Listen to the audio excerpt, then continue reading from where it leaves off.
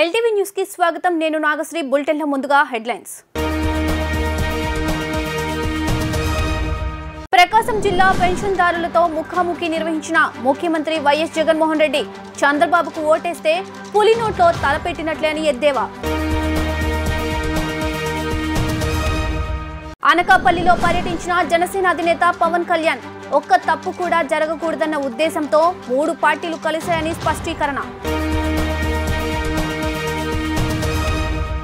మంగళగిరిలో ఎన్నికల ప్రచారాన్ని ప్రారంభించిన జై భీమ్ భారత్ పార్టీ అధ్యక్షులు జడా శ్రవణ్ కుమార్ నియోజకవర్గంలో ప్రతి ఒక్కరికి అందుబాటులో ఉండి పోరాటం చేసేందుకు సిద్ధమని హామీ.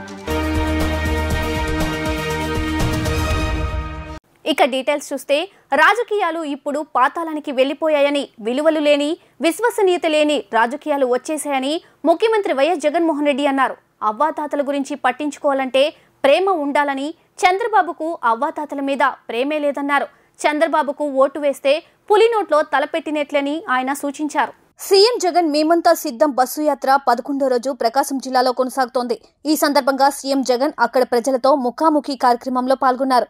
ఈ సందర్భంగా ముఖ్యమంత్రి జగన్ మాట్లాడుతూ, గత ప్రభుత్వంలో ఎంతమందికి పెన్షన్ వచ్చేదని అడిగారు. అప్పట్లో పెన్షన్ ఎంత వచ్చేదో మీకు గుర్తుందా? కొన్ని విషయాలు ఆలోచించాలని అవ్వాతాతలను కోరుతున్నాను. గత ఎన్నికలకు 6 నెలల ముందు వరకు 39 లక్షల మందికి మాత్రమే పెన్షన్ వచ్చేది. మీ బిడ్డ ప్రభుత్వంలో 66 లక్షల మందికి పెన్షన్ ఇస్తున్నామని తెలిపారు. మీ బిడ్డ ప్రభుత్వంలో వచ్చిన మార్పు గమనించండి. అవ్వాతాతలు పెన్షన్ కోసం అవస్థలు పడకూడదనేది నా కోరిక. అవ్వాతాతల ఆత్మగౌరవం గురించి నేను ఆలోచన చేశాను. దేశంలో ఎక్కడా లేని విధంగా వాలంటీర్ వ్యవస్థను తీసుకువచ్చాం. వాలంటీర్లతో నేరుగా అవ్వాతాతల ఇంటికే పెన్షన్ పంపించాం. 56 నెలలుగా మన ప్రభుత్వం ప్రతి నెల 1వ తేదీన ఉదయమే పెన్షన్ అందించాం. గత ప్రభుత్వం అరకొరగా పెన్షన్ ఇస్తూ ఉంటే దానిని మార్పు చేశాం. అర్హత ఉంటే చాలు ప్రతి ఒక్కరికి పెన్షన్ అందించాం. ప్రతి గ్రామంలో ఒక సచివాలయం ఏర్పాటు చేశామని సీఎం జగన్మోహన్ రెడ్డి స్పష్టం చేశారు. చంద్రబాబు నాయుడు గారి ప్రభుత్వంలో నెలకు 400 కోట్ల రూపాయలు కూడా కాని పరిస్థితి నుంచి ఈరోజు పెన్షన్లకు సంబంధించి నెలకు 2000 కోట్ల రూపాయలు కేవలం పెన్షన్ల కోసం మాత్రమే ఇస్తా ఉన్న పరిస్థితి. సంవత్సరానికి 24,000 కోట్ల రూపాయలు పెన్షన్ల రూపకంలో ఇస్తా ఉన్న పరిస్థితి. ఈ 58 నెలలుగా మీ బిడ్డ ప్రభుత్వం వచ్చిన తర్వాత ఈ ఏప్రిల్ కూడా కలుపుకుంటే ఏకంగా 90,000 కోట్ల రూపాయలు ఈ పెన్షన్ రూపకంలో అవ్వాతాతల ముఖంలో చిరునవ్వులు చూసేదానికోసం చేతిలో పెట్టినట్టు అయింది. నేను ఎందుకు ఈ మాట చెప్తా ఉన్నాను అంటే, ఒకసారి గమనిస్తే ఆంధ్ర రాష్ట్రంలో ఇచ్చేది సంవత్సరానికి 24,000 కోట్ల రూపాయలు సంవత్సరానికి ఇస్తా ఉన్న ఏకైక రాష్ట్రం ఆంధ్రప్రదేశ్ అయితే, దాని తర్వాత మీరు గమనిస్తే బీహార్లో చూస్తే 4,300 కోట్లు, ఉత్తరప్రదేశ్లో చూస్తే పెన్షన్ల కోసం ఇచ్చేది 5,160 కోట్లు, కర్ణాటకలో చూస్తే 4,700 కోట్లు, పక్కన తెలంగాణలో చూసినా కూడా 8,180 కోట్ల రూపాయలు. అంతే. ఒక ఆంధ్ర రాష్ట్రం మాత్రం చూస్తే పెన్షన్ల కోసం ఇస్తా ఉన్న డబ్బు ఏకంగా 24,000 కోట్ల రూపాయలు కేవలం దీనికోసం ఇస్తా ఉన్నా. ఈ విషయాలన్నీ కూడా ఎందుకు చెప్తా ఉన్నాను అంటే, రేపొద్దున మోసం చేసేందుకు 4,000 అంటారు, 5,000 అంటారు, 6,000 అంటారు. ఇంకా అవసరమైతే మోసం చేయడానికి ఎలాగూ చేసేది లేదు కాబట్టి ప్రతి ఒక్కరికి 8,000 కూడా అంటారు. అనకాపల్లి అంటే ఒకప్పుడు బెల్లం గుర్తుకు వచ్చేదని, కానీ ఇప్పుడు కోడిగుడ్డు గుర్తుకు వస్తోందని జనసేన అధినేత పవన్ కళ్యాణ్ వ్యంగ్యం ప్రదర్శించారు. జనసేన పార్టీ నిజంగా త్యాగం చేసిందని, ప్రజలందరి అభిమానం తమకే లభించాలని, ప్రతి పార్టీకి ఓ స్వార్థం ఉంటుందని, అయితే జనసేన ఆ పరిస్థితిని అధిగమించి రాష్ట్రం బాగుపడాలని సీట్ల సర్దుబాటుకు ముందుకు వచ్చానని పవన్ కళ్యాణ్ స్పష్టం చేశారు. జనసేన అధినేత పవన్ కళ్యాణ్ అనకాపల్లిలో వారాహి విజయబేరి సభకు హాజరయ్యారు. ఈ సందర్భంగా ఆయన ప్రసంగిస్తూ, ఒక్క తప్పు కూడా జరగకూడదన్న ఉద్దేశంతో 3 పార్టీలు కలిశాయని వివరించారు. రాజకీయ పార్టీని నడపడం అంటే సులభమేమీ కాదని అన్నారు. తన ఒక్కడి ప్రయోజనాల కోసం తాను రాజకీయాల్లోకి రాలేదని, ప్రజల భవిష్యత్తు బాగుండాలనే తాను పార్టీ పెట్టానని వివరించారు. మంత్రి పదవి మాత్రమే కోరుకుంటే తనకు ఆ పదవి ఎప్పుడో లభించి ఉండేదని, కానీ తనకు పదవులు ముఖ్యం కాదని, రాష్ట్ర భవిష్యత్తు ముఖ్యమని ఉద్ఘాటించారు. అనకాపల్లి స్థానం జనసేనదే అయినప్పటికీ బీజేపీ అధిష్టానం అభ్యర్థన మేరకు సీఎం రమేష్ అభ్యర్థిత్వాన్ని మనస్ఫూర్తిగా బలపరుస్తున్నామని తెలిపారు. అమ్మఒడి పథకం పెట్టినప్పుడు ఒక్కొక్కరికి ఏడాదికి 15,000 రూపాయలు ఇస్తామని మాటిచ్చారు. రెండో సంవత్సరం వచ్చేసరికి 1,000 రూపాయలు తగ్గించి 14,000 చేశారు. మరో సంవత్సరం తిరిగేసరికి ఇంకో 1,000 రూపాయలు తగ్గించి 13,000 చేశారు. 2021-22లో మొత్తానికి అమ్మఒడి ఇవ్వకుండా ఎగ్గొట్టారని ఆరోపించారు. అనకాపల్లి బెల్లం పేరు ఎప్పుడు వింటాం, అనకాపల్లి బెల్లం, అనకాపల్లి బెల్లం అని. అనకాపల్లి కోడిగుడ్డు ఈ మధ్యన వింటా ఉన్నాం.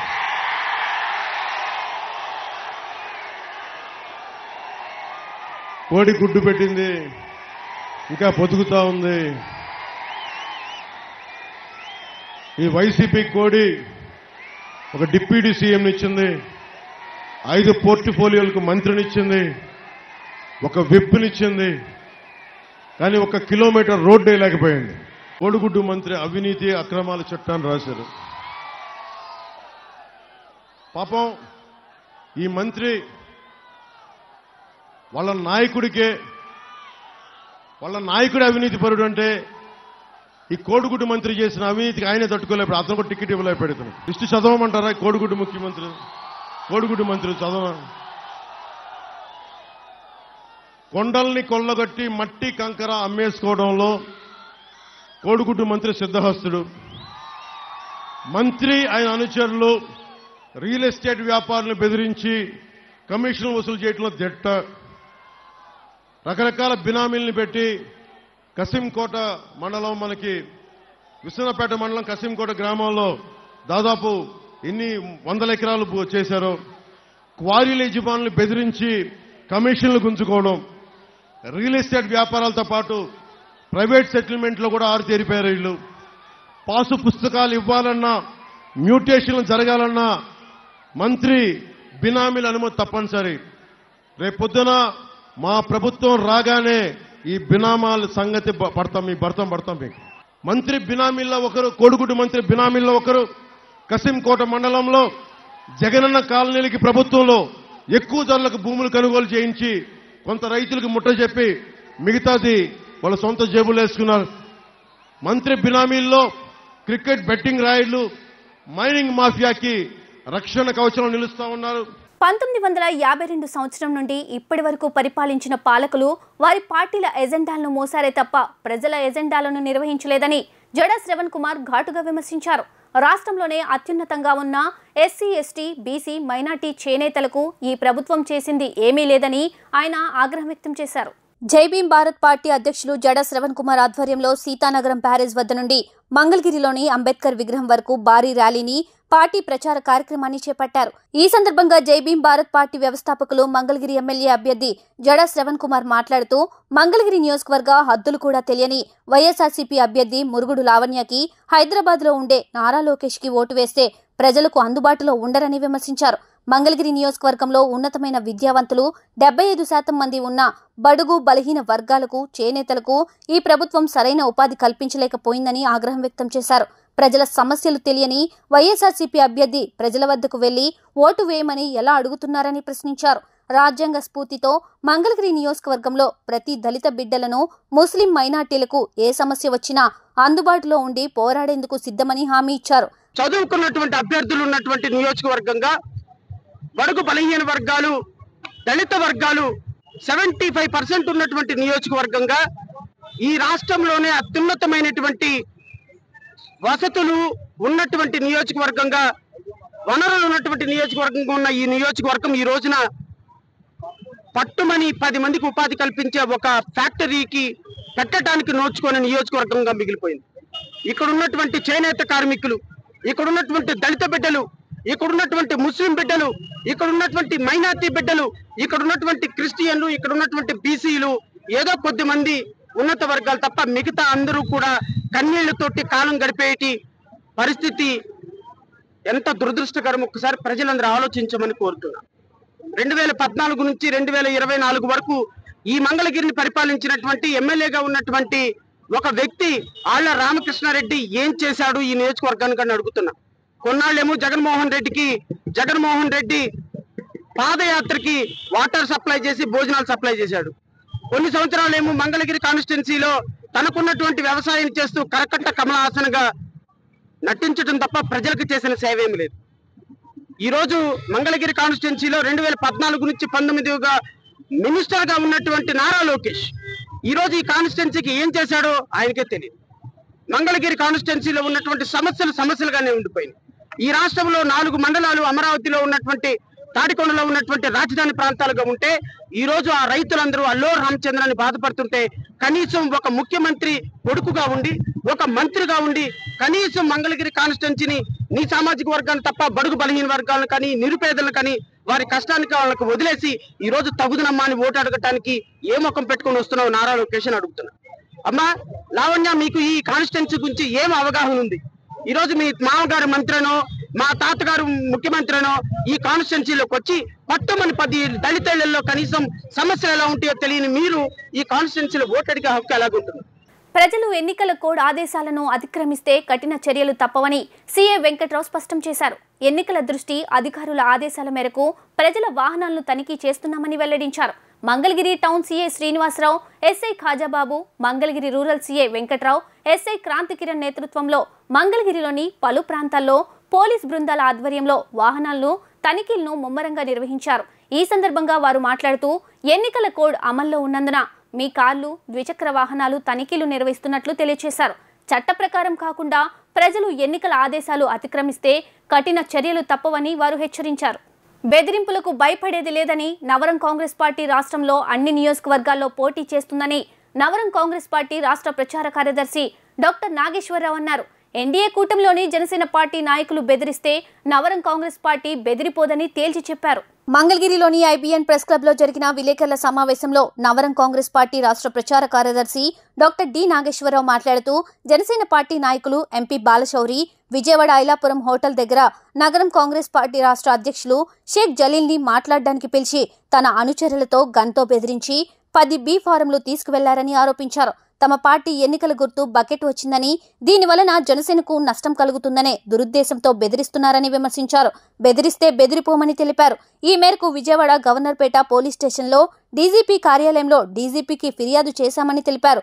వెంటనే ఎన్నికల కమిషన్ స్పందించాలని ఆయన కోరారు. ప్రజాస్వామికంగా భారత రాజ్యాంగం ఎవరికైతే అన్ని సమాన హక్కులు ఇచ్చిందో ప్రతి ఒక్కరూ వాళ్ళు ఉన్న వాళ్ళ లేని వాళ్ళ లేక చదువుకున్న వాళ్ళ చదువు లేని వాళ్ళ ఎవరైతేనేమి అంతా పోటీ చేసేందుకు ప్రతి ఒక్కరికి ఓటు హక్కు ఇచ్చింది.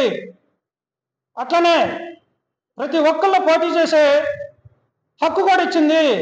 కనుకనే కామన్ మ్యాన్గా ఈ ప్రజాకూటమిలో ఏపీ యునైటెడ్ ఫ్రంట్ నుంచి అలానే నవరంగ కాంగ్రెస్ పార్టీ నుంచి అనేక మంది 25 మంది ఎంపీలుగాను 175 నియోజకవర్గాల్లో పోటీ చేయడానికి సిద్ధపడుతున్న సమయంలో మరి నవరంగ కాంగ్రెస్ పార్టీకి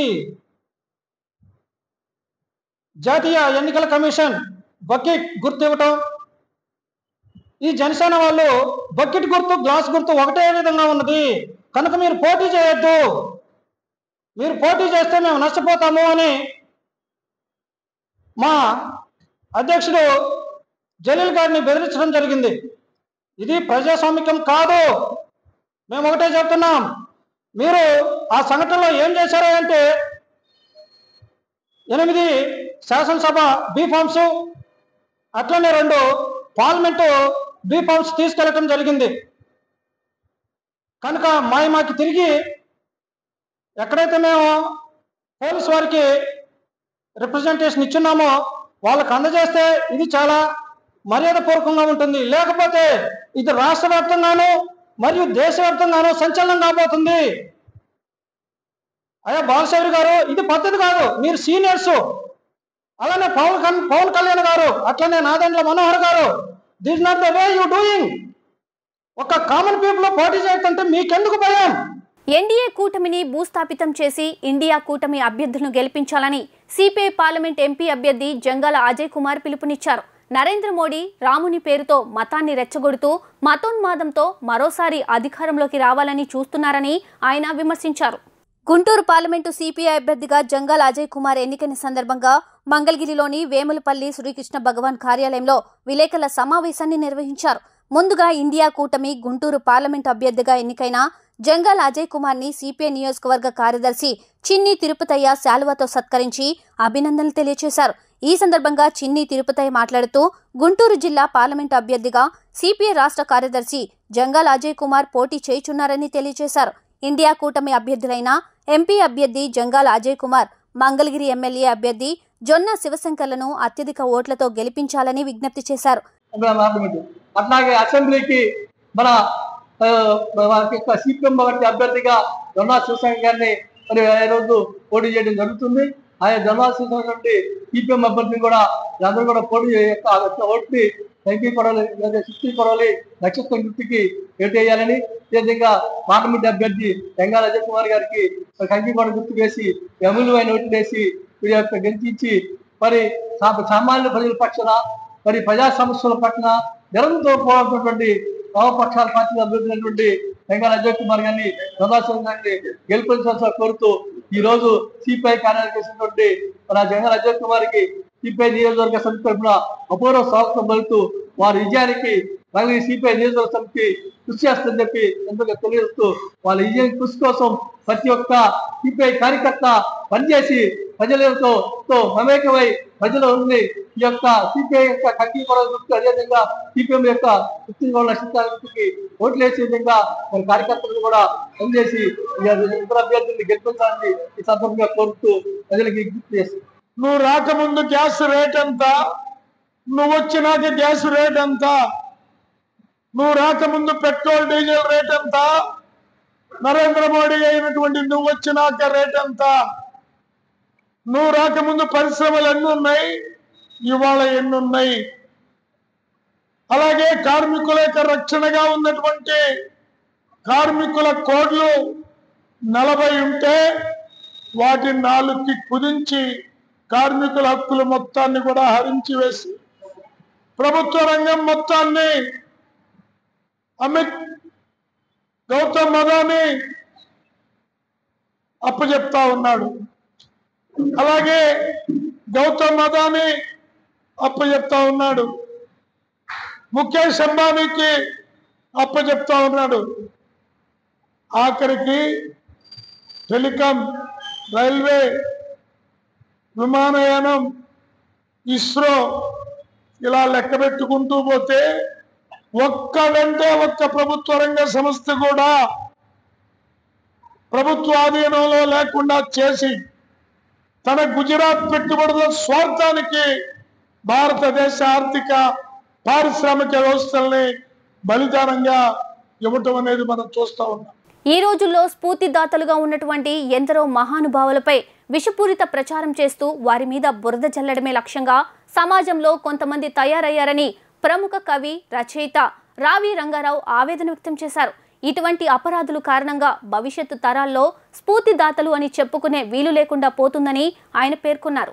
మంగళగిరిలోని వీటీజేఎం అండ్ ఐవీటీఆర్ డిగ్రీ కళాశాలలో మంగళగిరి సాహితీ కళావేదిక ఆధ్వర్యంలో ప్రముఖ సాహితీ విమర్శకులు అబ్దుల్ రాజా హుస్సేన్ రచించిన స్ఫూర్తి ప్రదాతలు పుస్తకావిష్కరణ కార్యక్రమానికి ప్రముఖ కవి, రచయిత రావి రంగారావు అధ్యక్షతన వహించారు. ముందుగా పలు సాంస్కృతిక కార్యక్రమాలు నిర్వహించి నాగార్జున యూనివర్సిటీ తెలుగు శాఖ ప్రధాన ఉపాధ్యాయులు డాక్టర్ మండల సత్యనారాయణ ఆధ్వర్యంలో స్ఫూర్తిదాతలు పుస్తకాన్ని ఆవిష్కరించారు. ముందుగా స్ఫూర్తిదాతలు పుస్తక రచయిత అబ్దుల్ రజా హుస్సేన్ మాట్లాడుతూ, నా జన్మభూమి కన్నా ఊరు, ఈ రాష్ట్రం, ఈ దేశమే కాదు ఇతర దేశాల్లో కూడా ఎంతో మంది తమ వంతుగా సమాజానికి స్ఫూర్తినిచ్చిన 20 మందిని ఎంచుకొని భవిష్యత్తు తరాలకు వారి ద్వారా మంచి జరగాలనే ఉద్దేశంతో ఈ పుస్తకం తీసుకువచ్చానని అన్నారు. ఇందులో నా జన్మభూమి కన్నా ఊరు మంగళగిరికి చెందిన 6 స్ఫూర్తిదాతలు ఉన్నారని తెలియజేశారు. ఇందులో కళ్ళు లేని వైకల్యంతో, శరీరం సహకరించకపోయినా పట్టుదలతో, మొక్కవోని ఆత్మవిశ్వాసంతో సమస్యలను నిలదీస్తూ, కాలాన్ని సవాల్ చేస్తూ జీవితంలో గెలిచి 10 మందికి స్ఫూర్తినిచ్చిన స్ఫూర్తిదాతల్ని ఈ పుస్తక రూపంగా తీసుకువచ్చినందుకు చాలా ఆనందంగా ఉందని అన్నారు. స్ఫూర్తి ప్రదాతలు ఈ పుస్తకంలో ఒక 20 మంది ప్రముఖులు, అంటే ఇందులో గొప్పవాళ్ళని కాదు, వాళ్ళ ఏరియాలో వాళ్ళంతా గొప్పవాళ్ళు అనమాట. ఒక సాధారణ గృహిణి ఉంది, మన గోలి పార్వతీదేవి గారు. ఒక మన దేశంలోనే మొట్టమొదటి గైనిక్ ఉన్నారు. అలాగే మన్నవ సత్యనారాయణ గారు, వారు పుట్టుకతోనే అందులో అయినా కూడా వారు స్వశక్తితో వాళ్ళ కాళ్ళ మీద వాళ్ళు నిలబడి చదువుకొని ఎక్కడైతే వారు చదువుకున్నారో అక్కడే వారు తెలుగు హెడ్ ఆఫ్ ది డిపార్ట్మెంట్గా పనిచేశారు. చాలామందికి స్ఫూర్తినిచ్చారు వారు. అలాగే అందే నారాయణ స్వామి గారు మన మంగళగిరి వారు 33 సంవత్సరంలో కళ్ళు పోయినాయి వారికి. చూపు పోయిన తర్వాత వారు కథలు రాయటం, నవలు రాయటం, అంటే వారు రాయలేరు కాబట్టి డిక్టేట్ చేసేవారు. వారి కుటుంబ సభ్యులు వాటిని రికార్డ్ చేసేవారు. చాలా గొప్ప కథలు అవన్నీ. ముఖ్యంగా చేనేతకు సంబంధించి గొప్ప కథలు ఏమైనా ఉన్నాయంటే అందే నారాయణ స్వామి గారి కథలు.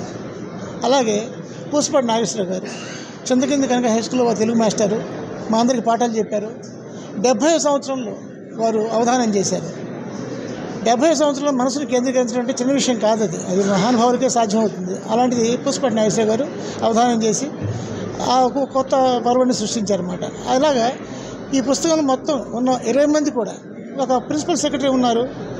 వారికి 4-5 లక్షల జీతం ఉన్నా కూడా వారు వదిలేసి ఒక 500 మంది గిరిజనులను అడాప్ట్ చేసుకొని వాళ్ళ భవిష్యత్తు కోసం, వాళ్ళ బాగు కోసం ఆయన ఇప్పటికీ వాళ్ళని కలిసిపోయి పనిచేస్తూ ఉన్నారు.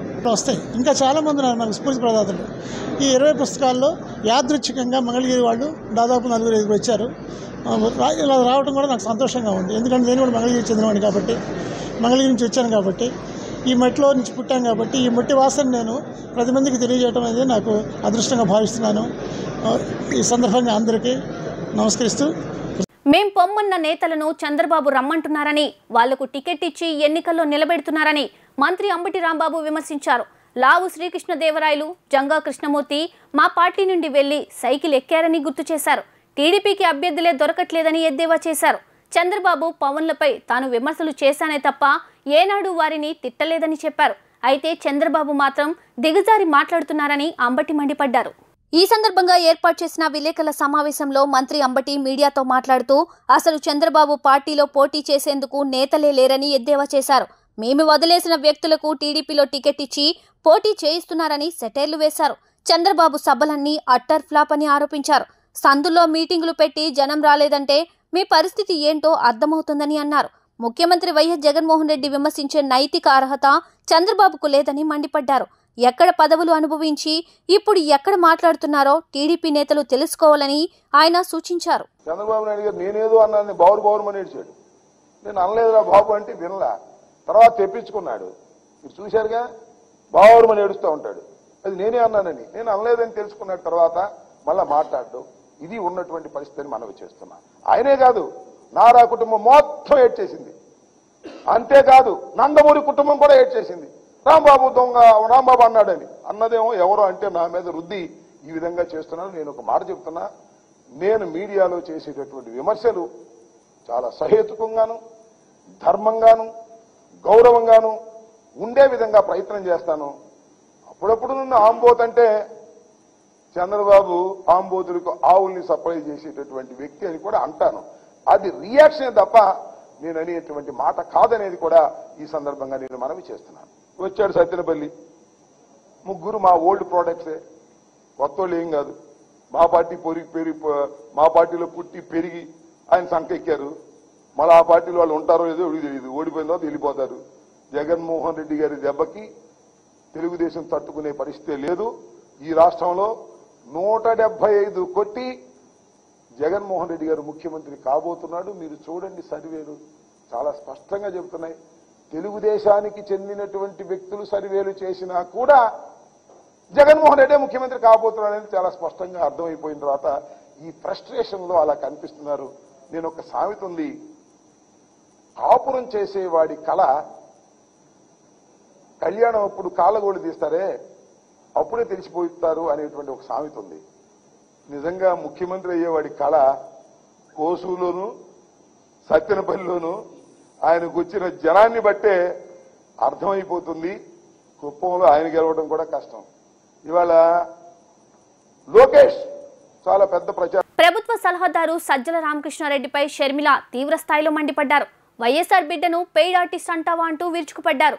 నోరు ఉంది కదా అని ఏది పడితే అది మాట్లాడితే ఊరుకునేది లేదని హెచ్చరించారు. కడప ఎంపీగా షర్మిలను గెలిపించుకునేందుకు వివేక కుమార్తె సునీత పలువురి మద్దతు కూడగడుతున్నారు. కుటుంబానికి చెందిన శివప్రకాష్ రెడ్డిని వెంట పెట్టుకుని వేంపల్లెలో వైసీపీ నాయకుల ఇళ్లకు వెళ్లి మద్దతు కోరారు. ఇటీవల తెలుగుదేశం నుండి వైసీపీలో చేరిన మాజీ MLC Satish Reddy YCP ZPTC Ravikumar Reddy ఇంటికి వెళ్లి తనకు జరిగిన అన్యాయాన్ని వివరించడంతో పాటు షర్మిలకు ఓటు వేసి గెలిపించాలని కోరారు. ఇలాంటి జగన్మోహన్ రెడ్డి గారికి ఒక సలహాదారుడు ఉన్నారు, సజ్జల రామకృష్ణారెడ్డి. పొద్దున నా టీం చూపించింది ఒక చిన్న వీడియో క్లిప్. దాంట్లో నన్ను పేడ్ ఆర్టిస్ట్ అన్నాడు సజ్జల రామకృష్ణ గారు. నేను పేడ్ ఆర్టిస్ట్ అంట. రాజశేఖర రెడ్డి బిడ్డను పట్టుకొని పేడ్ ఆర్టిస్టు అని సజ్జల గారు అంటున్నారంటే ఇది ఇంగిత ముందే మాట్లాడుతున్నారా, లేకపోతే అధికార మదం ఏమైనా తలకెక్కిందా? ఏం మాట్లాడుతున్నారు? ఎవరి గురించి మాట్లాడుతున్నారు? ఎందుకు మాట్లాడుతున్నారు? మేమా పేడ్ ఆర్టిస్ట్?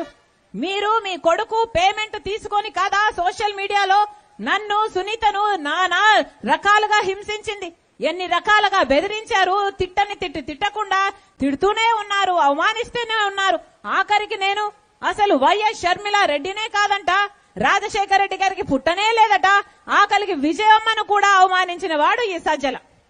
ఈయన కొడుకు సోషల్ మీడియాలో అంత ప్రభావితం చేయగలిగారు, అంతగా స్ప్రెడ్ చేశారు, అంతగా అవమానించారు. అలాంటిది ఈరోజు సజ్జల గారు ఇంత ఘోరంగా మాట్లాడుతుంటే ఈయన జగన్మోహన్ రెడ్డి గారికి సలహాదారుడుగా ఉన్నారంటే ఇది జగన్మోహన్ రెడ్డి గారు చేసిన కర్మ కాకపోతే ఇక ఏమిటి అని అడుగుతున్నా. సజ్జల గారికి చెప్తున్నా, నోరుంది కదా అని పారేసుకోకండి. ప్రజలు గమనిస్తున్నారు, బుద్ధి చెప్పాల్సినప్పుడు బుద్ధి చెప్తారు. అంతేకాదు మమ్మల్ని పేడ్ ఆర్టిస్ట్ అంటున్నారే, మీ ఇంట్లో ఆడవాళ్లు లేరా? మీ ఇంట్లో మేము కూడా పేడ్ ఆర్టిస్ట్లా? మీ ఆడవాళ్లు డబ్బులు తీసుకొని అన్ని చేస్తారా అని మేము అనగలం, కానీ మేము అలా అనం, ఎందుకంటే మాకు సంస్కారం ఉంది కాబట్టి. వార్తలు ముగించే ముందు హెడ్లైన్స్ మరోసారి. ప్రకాశం జిల్లా పెన్షన్దారులతో ముఖాముఖి నిర్వహించిన ముఖ్యమంత్రి వైఎస్ జగన్మోహన్ రెడ్డి చంద్రబాబుకు ఓటేస్తే పులి నోట్లో తలపెట్టినట్లే అని ఎద్దేవా.